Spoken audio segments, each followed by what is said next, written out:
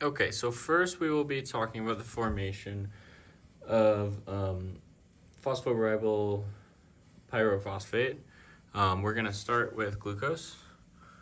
So here's our glucose. We use hexokinase to convert to glucose 6-phosphate, G6P, just through a phosphorylation from ATP. Then we head over here. Our G6P is converted to ribulose 5-phosphate, which then isomerizes to ribose 5-phosphate. Then it goes through PRPP synthase. Basically, a diphosphate group is added to it, and it becomes PRPP. PRPP is our essential intermediate that's used both in the formation of ATP as well as the 2 ribonucleotides classes that we'll be talking about next. Okay, we're going to start part 2 with of the synthesis. We're going to start with the purine synthesis. So this begins with the phosphoribosyl pyrophosphate. That becomes phosphoribosyl amine, and then a glycine is added to it to form glycinamide ribonucleotide, followed by a tetrahydrofuran aldehyde. This forms formyl glycinamide ribonucleotide. Then we have a bunch of different processes, different steps. I won't get into every single one of them, but you can see them all here. Basically, what we're doing is we're forming these ring structures, and we end up with encinate. Encinate is the building block for both ATP as well as GTP. So from our formation of inositol monophosphate, we can form ATP as well as GTP. First, we'll form ATP through the pathway, basically through phosphorylation and addition of an aspartate through adenylosuccinate synthetase. We form adenylosuccinate. After that, we lose a fumarate through adenylosuccinate lyase, which this will form our AMP through 2-phosphorylation through kinase. We get ATP.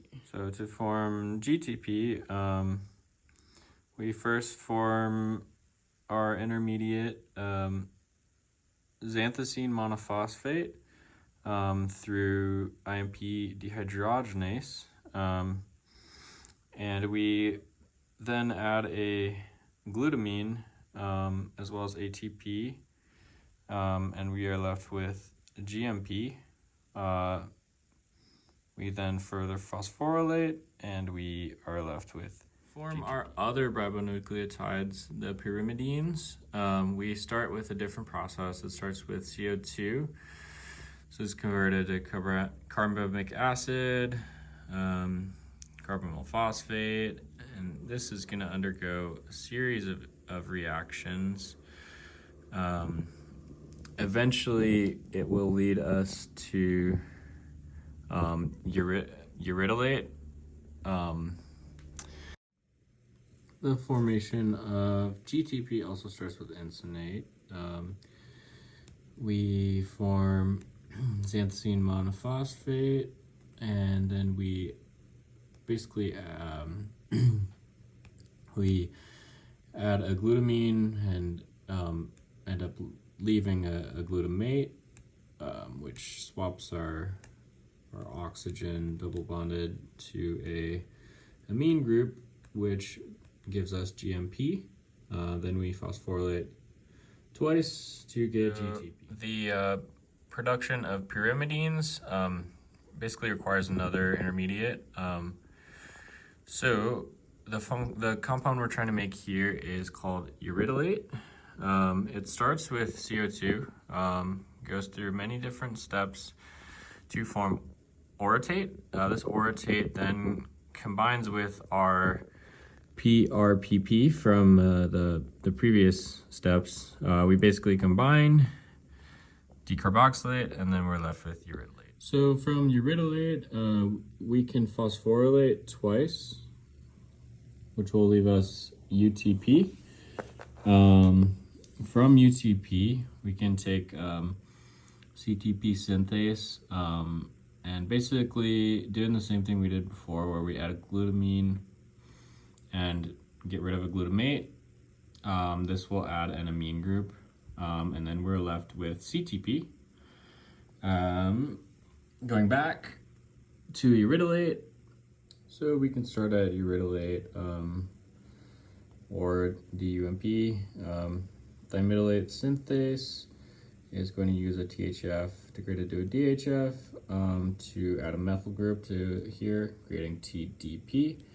Phosphorylate again, and we get TTP. Here, yeah, so now we've gone over all of the formation of the different ribonucleotides. So we can use those as the backbone for DNA synthesis. ATP is going to be an important one, as it will not only be used as the backbone, but also to provide lots of energy for this process.